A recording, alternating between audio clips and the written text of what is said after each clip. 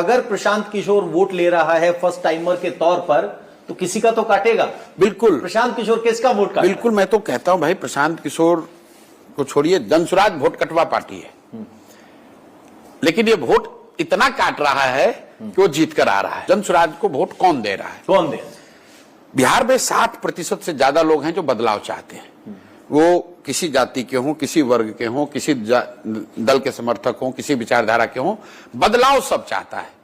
क्योंकि 1990 में भी देश का सबसे गरीब और पिछड़ा राज्य था बिहार। 2005 में जब नीतीश भाजपा की सरकार बनी तब भी देश का सबसे गरीब और पिछड़ा राज्य था बिहार। और आज 2025 में भी देश का सबसे गरीब, पिछड़ा, बेरोजगार, पलायन वाला राज्य है बिहार। तो 30-35 साल से जो लोगों ने यहां पर कष्ट में जो अपना जीवन बिताया है, उसकी वजह से बदलाव सब चाहते हैं। अब आप कहिएगा बदलाव चाहते तो फिर इन्हीं को क्यों वोट दे रहे थे? इसलिए दे रहे थे कि उनके पास विकल्प नहीं था।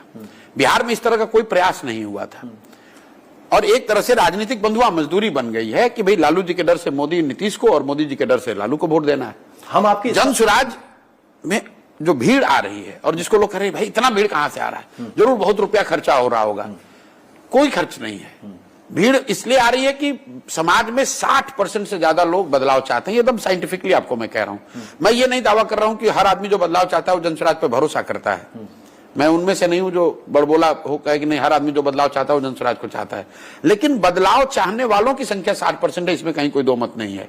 अब जनसुराज पर, हम पर, जनसुराज के नेताओं पर, कार्यकर्ताओं पर और हम लोग की विचारधारा, जो कार्यक्रम हमारा है, उसकी एक तरह से जांच और उसका टेस्ट होना है। समाज के सामने विकल्प है कि बदलाव अगर आप चाहते हैं तो एक बात तो तय है कि जो इनकम्बेंट है उसको जाना है। बच गया दो विकल्प, एक राजद का लालू जी का लालटेन और एक जनसुराज। तो या तो अब जनता जो 15 साल जंगल राज उन्होंने भोगा है उसी लालटेन को वापस ले आए, या फिर एक नया प्रयोग जो जनसुराज है इसके साथ चले।